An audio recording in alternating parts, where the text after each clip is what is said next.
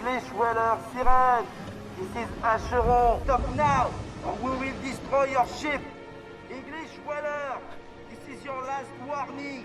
Of course, that's how we Frenchmen sound like when we speak in English. Hey there, crew members, Sailor Vince here. And due to popular demand, today we'll be reviewing the movie Masters and Commander. Now, I do have to point out, I did all my careers on boats made of metal, driven with engines, not this. Oh, so they use the sails to move. I get it now. This having been said, they're both supposed to float, and they both need a crew to operate. So I'm really excited to see how much my experience as a navigator can give me insight on a historical movie. Let's get into it.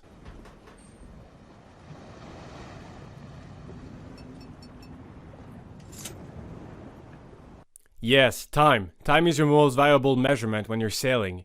You want to know your speed? You need to divide the distance you crossed by the time it took. You want to know your position using astronavigation? You need to know exactly what time it is. Time is at the center of everything.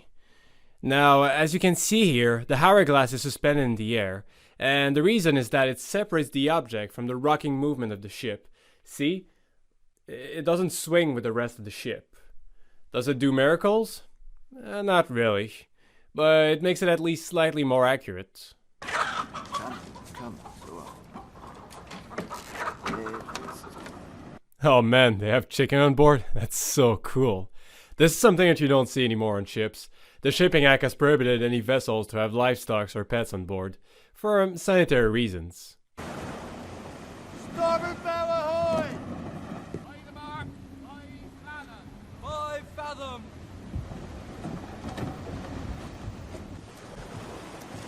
Sound and broken shell. Sound and broken shell.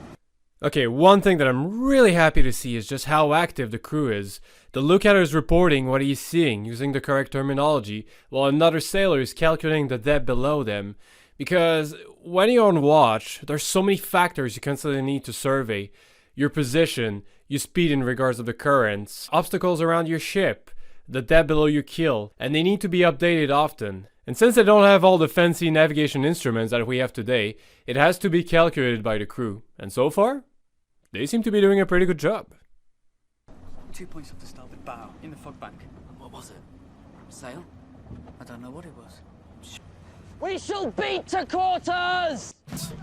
So, in this scene, the officer of the watch thought he saw something and called everyone to their battle stations. When you are the officer of the watch, if you have a doubt about something, anything, you call the captain first. Let him decide a course of action based on your own observations. If you're in emergency situations, like for example, if they were fired upon, then yes, you can call everyone to their battle stations. But if you take a drastic decision based on your own doubts, without consulting the captain, that's considered bypassing the chain of command. You can be in serious trouble for that.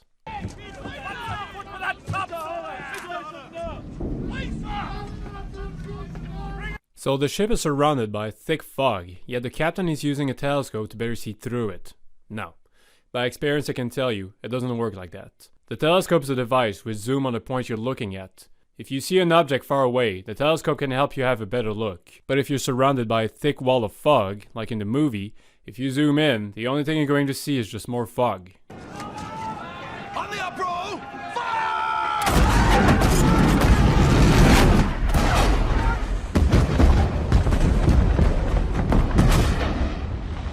So I personally didn't have any training on naval warfare, but I've often worked with Navy officers. They've explained to me that during a battle, you always want to get the best profile of the ship, meaning you want to face its side. It has a lot more surface to fire at, whereas the front is more narrow, harder to hit.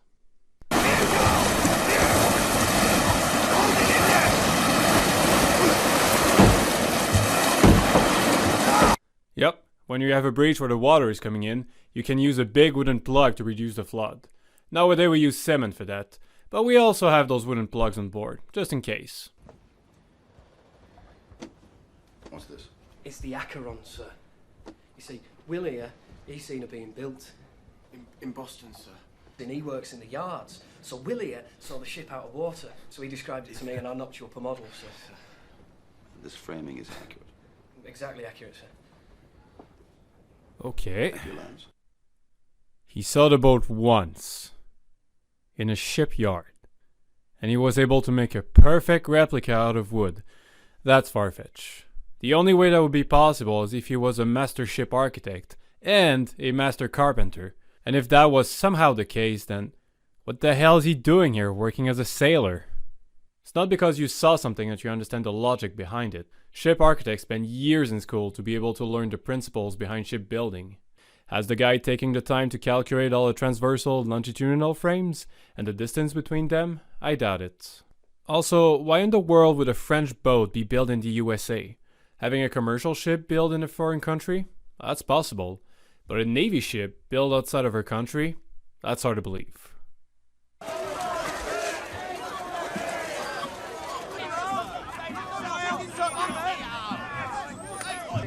Gangway for the mail, please. Here we are.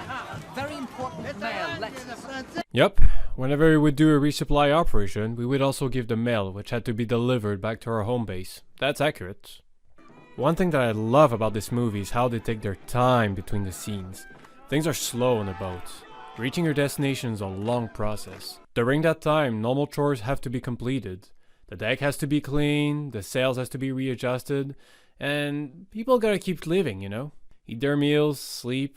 What I'm trying to say is there's a lot more going on the ship than just the traveling and combat. And I think they portray it very well. My favorite scene is when they're being pursued by the enemy ship. You would think that it would all be tense and nervous, but chasing a boat is a long process. I'm talking about days possibly. So they are casually having a sextant class on the forward deck while the enemy is right behind them. While we're on the scene. For someone who knows how to use a sextant, this is kind of funny to watch. The horizon mirror and index bar are all calibrated at different angles. Makes you wonder if they look at the same sun. But it's good practice to do astronavigation in a group. It's far from being an exact science, so it's good when you can compare your results. I don't know exactly what they're trying to calculate, but it sounds like they're checking their heading to see if the magnetic compass is well calibrated. That could be the case. Away on the main.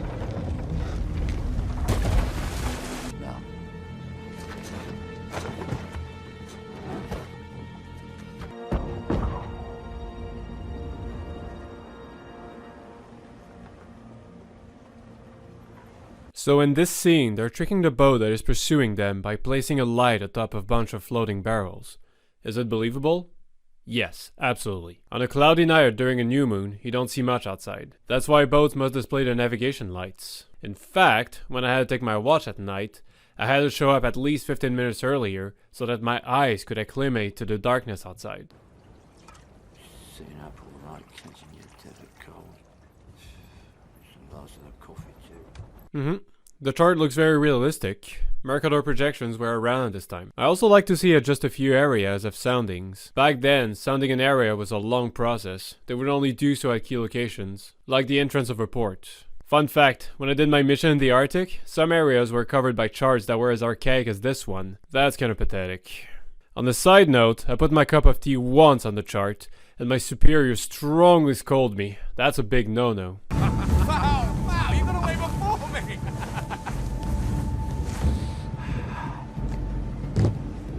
Set royals and courses. Turn 3 times. May the Lord safe preserve. So the captain is generally friendly toward his crew, which is a little bit weird. I understand why they decided to portray him this way, because they wanted their main character to be likable to the audience. But back then, things were very different. Captains were absolutely ruthless. They ruled with an iron fist, and they were usually merciless in their punishments. And there's a couple of reasons for that. First, they wanted to prevent any mutiny. Boats were gone for a long period of time, and communication devices didn't exist. So as they were isolated, it was very easy for the crew to mutiny and take over the ship. Therefore, captains had to be harsh, so that the crew would be too afraid of the consequences of standing against them. And the second reason is, they wanted to preserve the chain of command. Officers were always separated from the rest of the crew, and the only interactions they had were strictly professional. Even in my career, I barely share any meals with the rest of the crew. Our dining rooms were separated on different floors. And I was also indirectly encouraged to get closer to my fellow officers, saying it was better for my career. This is an old mentality that is slowly dying with the time, fortunately. By the way, very recently, the US Navy has finally stopped allowing officers to punish sailors by limiting their meals to only bread and water.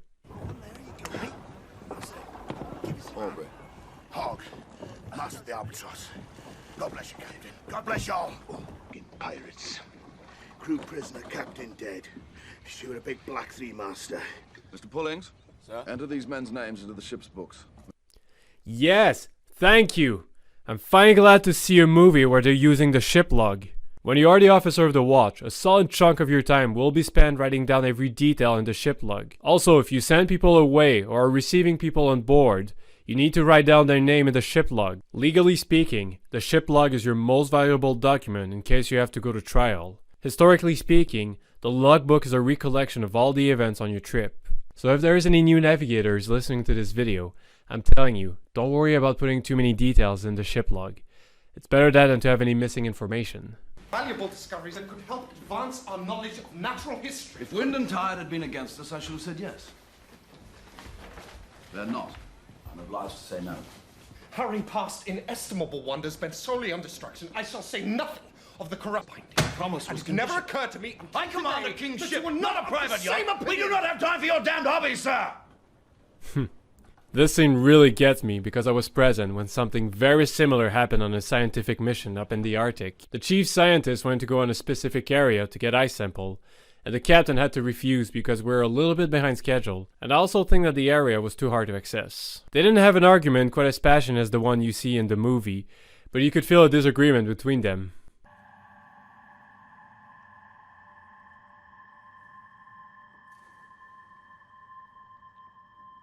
Cool, navigation flags. Let's see if I remember them correctly. So, the only ones that I could identify were Tango, Papa, Mike, TPM. As for the rest, they don't appear anywhere on the international navigation flag list. I even checked the old British flag, and the only one that I could find was a flag to identify a pay office. So really, I don't know what reference they use for this. Every navigation flag has its meaning. The Tango flag means keep clear of me, while the Victor flag means I'm in need of assistance. When you put flags together, it's usually to write down the name of your ship, very common during festivals. The other possible reasons would be to give the coordinates of your position. Yes, my bad. My bad. Using a gun to get rid of a seagull, that's a bit excessive. One trick that I saw a few sailors use is, every time we would hit shore, they would gather those rocks in their pockets and throw them at the seagulls whenever they would land on the ship. I know it sounds a bit harsh, but in some areas, if you don't control the seagulls, your deck's gonna be covered in dunk.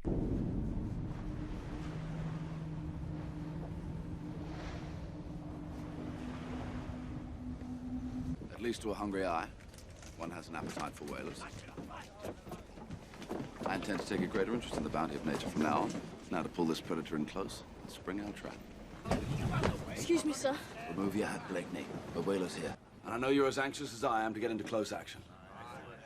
But we must bring him right up beside us before we spring this trap. Okay, their plan doesn't make any sense at all. So in this scene, they're trying to pretend to be whalers in order to lure the French into a trap. But there is a couple issues in their plan. First off, their boat doesn't look like a whaler boat. This is a whaler boat. Notice the difference? The kind of wooden arm that you see on the sides are called davits, meant to hold multiple barges. Because back then, whalers didn't hunt from the boat itself. When they saw a whale, they would deploy those barges and go after them. The hunt would take place close to shore, because dragging a dead whale was a hard operation. Whalers will also make sure to be near a whale processing station, where they could do the flensing, or removing the oil from the carcass if you prefer. And that is the second issue with their plan. They're in the middle of nowhere, miles away from England. If they catch a whale, what are they supposed to do with it? Put it on the deck? There's no space for that. And even if they could, it would rot after a few days. And I mean, just look at their ship. The side hatches are obviously meant for cannons. What else could it be for? Are they supposed to hunt whales with cannons? That would be as hilarious as inefficient. That's why any experienced navigator with half a brain would see through this subterfuge. But hey, I'll give them props for their costumes. I guess they were just too good for a Frenchman to ever doubt them. Smoke on deck, one of the 16 international distress signals. English whaler, siren! This is Acheron! Stop now, or we will destroy your ship! English whaler! This is your last warning! Of course, that's how we Frenchmen sound like when we speak in English. On a side note, boats are still required to have an electronic megaphone aboard. But on the boat that I used to work on, we also had the older version as a backup. So I had a chance to try it, and it kinda suck. Sure, you can project your voice further, but that doesn't mean people can understand what you're saying. All your words sound distorted, and as soon as there's a little bit of wind, no one can hear you. Subscribe to our channel! Won't you subscribe yet? So in this scene, I doubt they would even be able to understand a single word.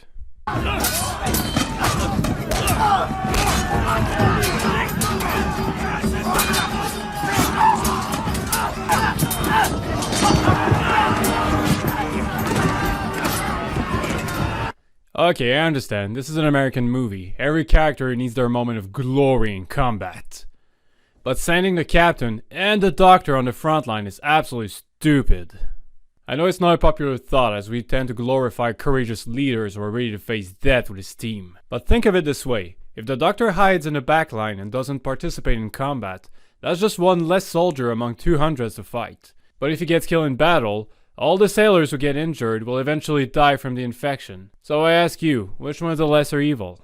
Same goes for the captain. He's the most experienced navigator on board. Even if the crew ends up winning the battle, if the captain dies, they will have a really hard time getting back home. And then what are they going to do? So again, I know whenever you watch that sort of war movie, the heroic captain fights side by side with his crew, while the evil one hides in the back because he considers his life more valuable. But in reality, it's all about being responsible before being heroic. And I've been told that many times in my career. There you have it, a review of Master and Commander. I am pleasantly surprised. At first I thought I wouldn't have much to say because of the difference in our eras. Turns out I do have interesting stuff to say, and that really encourages me to do more reviews on historical movies based on boats. As for the movie itself, wow, just wow. I was blown away by all the little details they put in every scene. They totally nailed the representation of all the tasks of the crew, from sailor to officer, and the relationships at play aboard the ship. But what really amazed me was the feeling of the slow progression of the ship between the scenes.